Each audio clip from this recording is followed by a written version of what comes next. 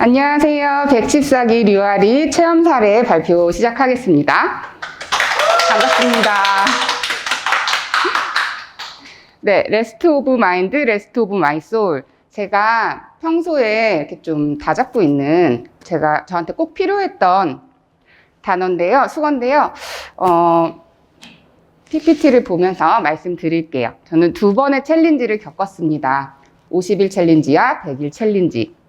이 사진은 20년 초에 제가 78kg까지 나가던 그때 모습이에요. 그리고 저는 여러 가지 병과 질환들을 많이 가지고 있습니다. 현재도 진행 중이고요. 궤양성 대장염이라는 중증 난치 질환을 앓고 있는데 지금 9년째 앓고 있어요. 이 질환은 현재로서는 치료법이 없고요. 평생 약을 먹어야 하고 계속 식단도 조절을 해야 되고 스트레스 조절을 해야 되는 질환으로 알고 있습니다. 정확한 발병 원인과 뭐 이런 것도 확실히 뭐 지금까지 나타난 거는 없어요. 굉장히 좀 고통스럽고 뭐 혈병과 복통 그리고 연관성 질환으로 여러 가지 염증성 질환들도 같이 함께 많이 나타나고 있는 질병이에요. 병원에서는 완치가 없다고 하고 대신 뭐 관획이라고 해서 조금 휴식기처럼 휴식기 아니면 활동기 이렇게 나뉘는 질환인데요. 그 질환이 끝도 없고 언제까지 이어져야 될지도 모르고 수술로 되는 것도 아니고 이러다 보니까 저같이 이런 궤양성 대장염이나 크론병 이런 자가면역 질환을 앓고 계신 분들이 대부분 우울증을 많이 앓고 계세요. 왜냐면은 언제 나을지도 모르고 어떻게 해야지 내가 안 아플 수 있는지도 방법도 모르고 계속 약은 먹어야 되고 약이 안 들으면 입원과 퇴원을 뭐 계속 반복을 해야 되니까 그래서 공황장애와 우울증 그리고 개인적인 일들로 불안장애까지 겪고 있었습니다. 그리고 연관질환들과 뭐 여러 가지 스트레스 조절 실패로 뭐 자율신경 실조증, 뭐 퇴행성 관절염 그리고 제가 하는 일이 디저트를 만들어서 판매하는 일이다 보니까 몸이 한쪽으로 많이 기울어져서 언제나 늘 목 어깨가 아팠고 뭐 골반도 틀어져 있고 몸 전체가 다 불균형이었어요. 그리고 팔이나 팔목은 뭐 테니스 엘보나 손목 터널 이런 증후군들도 계속 있고요.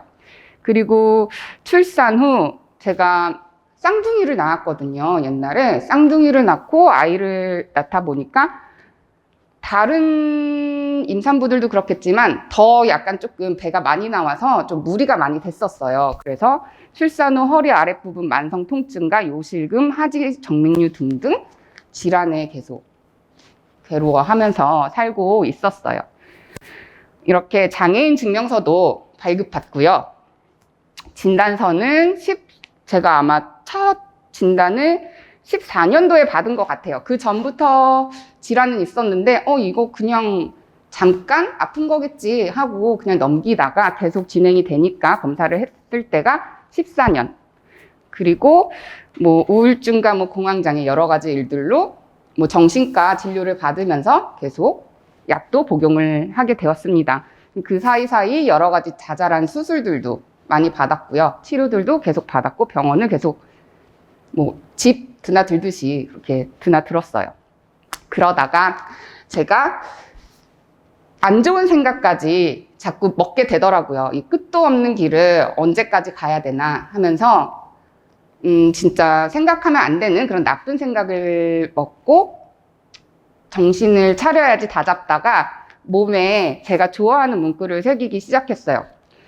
근데 제가 가장 원하던 게 마음이 좀 편했으면 좋겠다. 내 몸과 마음이 지친 마음이 좀 편했으면 좋겠다 싶어가지고 그때 몸에 새기고 다시 시작해보자. 뭐 아이들도 있고 이러니까 조금 더 힘을 내야겠다. 이렇게 생각을 하고 제주도에 내려가서 조금 몸과 마음을 좀 휴식을 하기 시작했습니다. 그래서 1달 반 정도 제주도에 내려가서 지냈는데 그러면서 S&P 동영상을 보게 됐어요. 그래서 웨이브 롤러를 구매를 해서 웨이브 롤러로 뭐 하체 이완이며 뭐며 거기 유튜브에 나오는 여러 가지 동영상을 보면서 하루하루 따라 했는데 그때는 롤러로 근막이한 뭐 3회도 못 돌렸어요. 너무 아파가지고 아니 이게 가능해? 이렇게 생각을 하다가 그래도 꼬박꼬박 해봐야지 하면서 제주에 있는 동안은 꾸준히 하려고 실천을 하고 이제 마음을 잡고 올라와서 물론 이때까지도 공황장애와 뭐 질환들 때문에 계속 약도 먹고 제주도에서도 급하게 병원에 가고 뭐 이런 일들이 연속이었는데 그러다가 올라와서 집 근처에 있는 SMP 센터를 찾게 되었습니다. 그때 가게 된 게 SMP 동탄센터였어요. 가서 첫날 수업을 들었는데 마지막 힐링 타임 때 아, 내가 해야 될 운동은 이거구나 싶다는 그런 생각이 들었어요. 마지막 힐링 타임, 도자기 타임과 뭐 찜질팩을 넣고 약간 명상처럼 하게 됐는데 여태까지 있었던 일들이 주마등처럼 막 스쳐 지나가더라고요. 그러면서 마음에 굉장히 편안함과 안식을 느꼈고요. 그래서 아, 이 운동을 계속 꾸준히 해봐야겠다 하면서 바로 등록을 해서 이게 작년 10월에 제가 처음 사진을 찍은 거고 그러고서 50일 챌린지를 참여하게 되면서 몸의 변화가 서서히 일어나기 시작했어요. 굽어있던 라운드 숄더와 거북목이 좀 바르게 펴지기 시작했고 뭐 몸의 중심도 뒤쪽으로 이동해서 전체적으로 라인이 균형 잡혀지게 조금 짧은 시간이지만 변화를 했습니다. 그리고 사용하지 못하던 이제 등 근육들을 이제 사용할 수 있게 돼서 훨씬 팔과 어깨 가동성도 좋아지고 늘 만성적이던 목, 어깨 이런 통증들도 많이 완화됐어요. 점점 좋아지고 몸무게도 5.4kg 정도 더 감량을 했습니다. 그리고 제가 예전부터 다이어트를 조금씩 하긴 했는데 그냥 집에서 집 앞 공원 걷고 뭐 식단을 하고 이랬을 때의 인바디 결과와 SNP를 만나고 운동을 하면서 겪은 인바디 결과인데요. 몸무게 차이도 있을 수 있어요. 있는데 중간에서 마지막까지 몸무게 차이가 있긴 하지만 가장 큰 차이는 체지방률 차이입니다. 체지방률이 몸무게가 많이 빠졌지만 32% 정도였는데 SMP 운동을 함으로써 체지방률이 19% 정도로 확 줄었고요. 그리고 키가 170인데 171cm로 1cm가 숨어있던 키가 나타났어요. 이거는 뭐 제가 자랐다기보다는 굽어있던 등과 어깨가 펴지면서 자연스럽게 숨어있던 게 드러난 결과인 것 같습니다. 그리고 기초대사량이 1300대에서 1400대로 많이 늘어났어요. 그래서 조금만 움직여도 좀 에너지를 많이 태울 수 있는 그런 약간 건강한 몸으로 좀 변화되었고요. 그리고 어깨목 펴짐은 아까 사진에서 보신 것처럼 그렇게 변화가 되었어요. 그러면서 바디 프로필을 찍게 되었습니다. 제가 이 나이에도 40대에도 뭐 새로 시작하면은 할 수 있구나라는 자신감과 자존감도 회복을 했고요. 그리고 무엇보다 SNP를 만나서 가장 바뀐 건 제가 그동안 먹어왔던 약들을 끊었다는 것입니다. SNP를 하면서 무엇보다 좋았던 거는 뭐 건강한 식단도 영양도 있겠지만 오랫동안 저를 8, 9년 동안 괴롭히던 질병에서 증상에서 벗어났고 물론 병원에 가면은 큰일 난다. 약을 계속 먹어야 된다 말은 하지만 지금 1년 가까이 약을 안 먹고도 증상 없이 잘 지내고 있어요. 저는 운동과 이런 관리로 계속 유지해 나갈 수 있다고 확신을 하고 있습니다.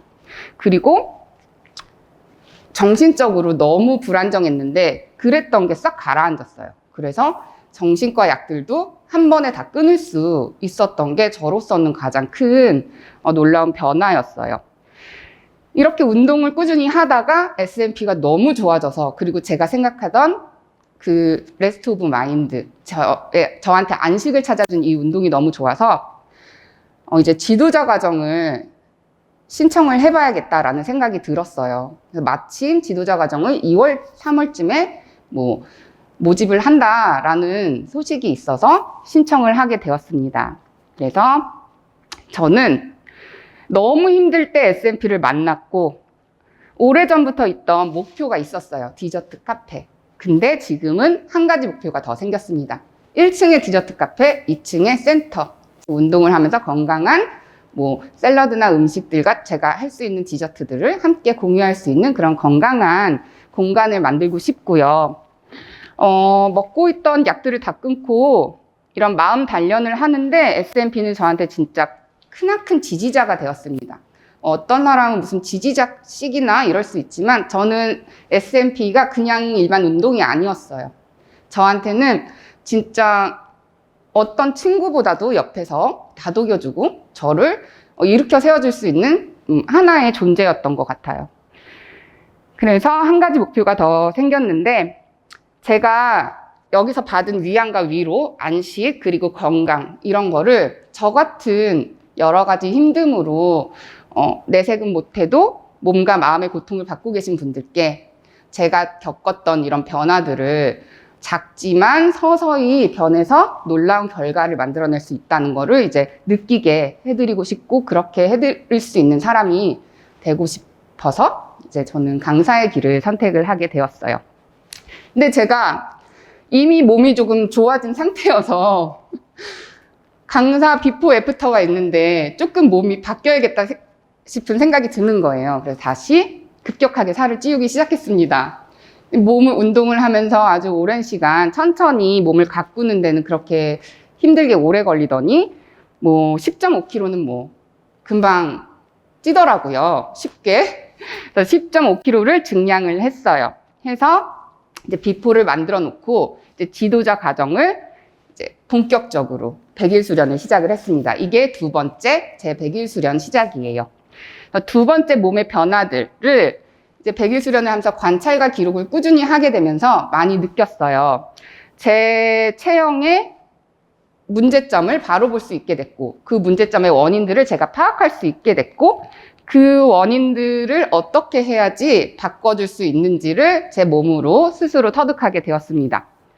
그러다가 이제 차근차근 제 속도대로 운동을 하면 좋은데, 아무래도 같이 운동을 하시는 선생님들이 뭐 쟁쟁하시다 보니까 저도 모르게 마음에 조급함이 생기더라고요. 조금 더 빨리 변화된 모습을 더 보여주고 싶고 더 강사다운 사람이 되고 싶은데, 이런 마음에 휩싸이다 보니까 다시 횟수에 연연하게 됐어요. 운동, 나한테 필요한 운동이라기보다는 횟수에 연연하게 되면서 운동을 너무 무리하다가 제가 흉곽이 임신한 후에 출산을 겪은 후 벌어진 상태로 굳어서 움직임이 거의 없어서 흉곽호흡이 잘 안 됐었거든요.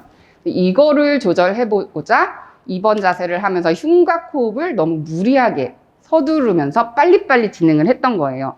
서서히 늘렸다가 서서히 줄여줘야 되는데 제 몸의 상태와 전혀 상관없이 급하게 늘렸다가 줄였다를 반복하는 그런 운동을 좀 강하게 했거든요. 그러다 보니까 결국 갈비뼈에 실금이 가게 되었어요. 그래서 열심히 꾸준히 수련을 했었는데 실금이 가서 진짜 꼼짝도 못하고 운동을 중단하게 되는 위기가 찾아왔습니다. 그렇지만 위기가 기회라고, 이 갈비뼈 통증을 겪으면서 이렇게 운동하다가 아니면 다른 사고로 갈비뼈에 금이 가거나 골절을 입으신 회원분들을 앞으로 만난다면 제가 이 SNP를 단계적으로 어떤 순서로 어떤 동작을 해야 되는지를 제 몸으로 느꼈기 때문에 결과적으로 더 좋은 운동 처방을 내려줄 수 있는 계기가 되기는 했어요. 그렇지만 운동을 하다가 또 중단을 하니 다시 약간 불안감, 우울증 같은 게 다시 올라오기 시작하더라고요. 제가 우선 콕스 교정을 해봤는데 콕스를 교정하고 바뀐 점은 꼬리뼈 까지는 부위가 오른쪽으로 크게 변화했다. 그리고 구르기 자국이 안 나타나던 등에 구르기 자국, T3에서 5번, L1에서 3번에 구르기 자국이 생겼어요. 그래서 저는 내 몸에 척추는 바르게 그래도 세워져 있었구나 생각했는데 뒤늦게서야 지도자 과정 때 콕스 교정 후 이렇게 나타난 변화가 약간 당혹스러웠거든요. 몸이 갑자기 굽은 건가? 근데 생각해 보니까 숨어있던 부분이 다른 부분이 부드러워지면서 나타난 변화였더라고요. 그리고 제가 왼쪽이 L무브를 하거나 뭐 구르기를 할 때 왼쪽 엉덩이가 닿고 오른쪽이 닿지 않았었는데 교정 후에는 오른쪽 까짐이 생겼어요. 그렇다는 거는 이제 도구가 오른쪽도 닿기 시작하고 바닥에 이제 균형 있게 엉덩이가 닿기 시작했다는 걸 의미하더라고요. 그러면서 지도자 과정을 이제 운동의 횟수는 줄였지만 이제 해부학이라든지 다른 공부를 집중을 하게 됐는데, 해부학 수업을 우연히 듣다가 T3에서 5번에 지나는 신경이 우울증, 그리고 불안장애, 그리고 공황장애를 이제 관장한다. 그거에 관여를 한다는 사실을 알게 됐어요. 그러고서는 깜짝 놀랐죠. 아, 내가 변형되어 있던 나의 그 척추가 그 자리를 지나던 신경의 영향으로 내가 우울증, 공황장애, 불안장애에서 쉽게 벗어나지 못했었을 수 있겠구나. 물론 스트레스로 내가 이 병을 얻고 그걸 관리를 못해서 이 병을 얻었지만 움츠려들었던 마음이 몸으로 나타나고, 그게 내 체형의 변형을 일으켜서 그 변형된 부위에 지나가는 모든 신경과 뭐 의학적인 뭐 그런 원인으로도 이렇게 마음과 몸이 연결돼서 변화가 나타나는구나 싶어서 이제 MP로 집중적으로 T3에서 5번, L에서 1에서 3번을 마사지를 많이 해주기 시작했어요. 다른 운동을 하기 힘드니까 그렇게 해서 척추를 조금 교정해보고자 노력을 했더니 정말 우울증이나 이런 불안한 마음이 점점 좋아지더라고요. 다시 이제 방법을 알았으니 회복을 해가면서 이제 서서히 운동량을 조금씩 늘리기 시작했습니다. 이 전의 사진은 제가 SMP 첫 번째 50일 챌린지 때 후, 그리고 지도자 과정 전 사진인데요. 이때도 좀 라인이 조금 바뀌긴 했지만 왼쪽 골반이 약간 조금 일자형 라인이고 오른쪽은 톨션이 돼서 돌아가 있어서 더 곡선이 있어요. 그리고 무릎 아래 관절이 휘어서 조금 X자 다리의 형태를 띠고 있었죠. 그런데 지도자 과정에서 가장 큰 변화는 제가 8가지 동작을 골고루 이렇게 수행을 했다는 건데요. 8가지 동작을 골고루 하다 보니 자연스럽게 골반의 균형이 맞춰지고, 이러면서 골반의 힙딥 라인이 점점 사라지고 균형이 맞춰져서 교정이 되고요. 그리고 무릎 아래 벌어져 있던 그 종아리 부분이 많이 붙었어요. 그러면서 밑으로 내려앉아 있던 그 복사뼈가 좀 바로 서게 되는 그런 체형의 변화가 나타나더라고요. 사실 몸무게로는 이때랑 큰 차이가 없는데 라인에서 조금 차이가 나타나더라고요. 그래서 한 달째 변화를 한눈에 보시면 지도자 과정 전에 제가 증량을 했다가 한 달 8가지 동작을 꾸준히 했을 때 그때의 모습입니다. 한 달만 해도 그래도 눈에 띄게 변화가 됐죠. 몸무게도 다시 줄어들었고요. 그래서 뭐 작년 11월과 12월 그리고 22년 4월의 사진을 보시면 1번 자세도 좀 더 허리 쪽과 이쪽에 C자형 곡선이 자연스럽게 나오고 목도 서들지 않아 자연스럽게 꺾이는 모습을 볼 수 있어요. 네, 그러면서 제가 경험한 SMP 핵심 이론들입니다. 다 아시는 9가지 그 SMP 이론들 중에 8가지를 경험했어요. 고드름 이론에서처럼 굳어있던 모든 근육들이 부드러워졌고, 그리고 텐트 이론에서처럼 뭐 부드러워진 근육들 덕분에 변이돼 있던 뭐 일자목, 뭐 흉추 이런 것들이 제자리를 찾기 시작했고요. 호스와 철사 이론처럼 꼬리뼈 척추의 변화로 무릎 고관절 쪽 통증이 줄고 근막이완시 통증도 줄었습니다. 안에 내부적으로 근육만이 변한 게 아니라 골격 자체가 교정이 됨으로써 통증이 완화된 이런 결과였어요. 그리고 장롱 이론으로 비뚤어져 있던 골반과 뭐 전체적인 좌우 밸런스가 맞아졌고요. 자전거 체인 이론처럼 힘들었던 구르기가 유연하게 둥글러지면서 이제 등의 이 곡선을 이제 바르게 이렇게 사용할 수 있어졌어요. 그리고 흙탕물 이론처럼 몸에 숨어 있던, 나중에 이거는 흙탕물 이론은 운동 시작하고 바로 나타나는 건 아닌 것 같아요. 사람마다 시기가 다르고 나타나는 그 시간이 다른데, 운동을 하면서 여러 가지 통증들과 아니면 감정적인 흙탕물도 많이 겪었는데요. 이런 걸 겪으면서 점점 단단해지는 저를 이제 찾을 수가 있었습니다. 그리고 구르기 자국, 아까 사진에서 보셨다시피 구르기 자국, 그리고 찌그러진 깡통 이론처럼 앞쪽에 단축돼 있던 근육들이 늘어나서 조금 더 바른 자세가 됐고요. 마지막으로 제가 평소에 좋아하는 단어들을 모아봤어요. 우선 첫 번째는 S&P, 그리고 마음가짐. 마음가짐 따라 뭐 모든 게 바뀔 수 있다고 저는 믿고 있습니다. 그리고 매일의 기적. 조금이지만 1분, 뭐 3번, 뭐 몇 번이라도 내가 지킬 수 있는 목표를 세워서 꾸준히 하면 나중에 모였을 때 그게 커다란 변화로 보여질 수 있거든요. 남들에게는 커다란 변화지만 저는 하루하루 매일매일 꾸준하게 했을 뿐이에요. 이거는 정말 중요한 얘기인데 다들 느껴보셨으면 좋겠습니다. S&P와 함께. 그리고 관찰과 기록, 치유와 회복, 바른 정신과 바른 자세, 그리고 114기 사랑. 감사합니다. 류아리였습니다.